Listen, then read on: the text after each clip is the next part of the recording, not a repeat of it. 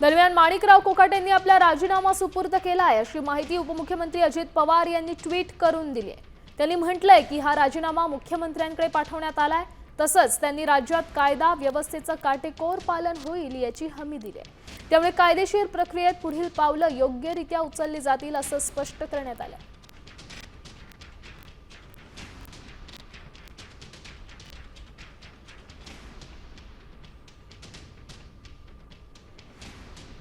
दरम्यान कोकाटे प्रकरणात आतापर्यंत काय झालं पाहूयात ग्राफिक्सच्या माध्यमातून।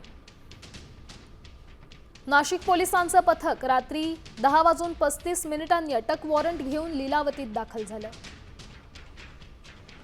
पोलिसांनी लीलावतीतील रात्रपाळीचे इन्चार्ज डॉक्टर कुलदीप देवरेंचा जबाब नोंदवलाय।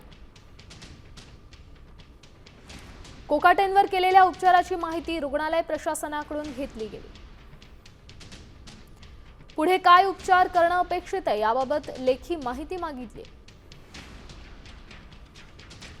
नाशिक पोलीस अजूनही लीलावती रुग्णालयात उपस्थित आहेत।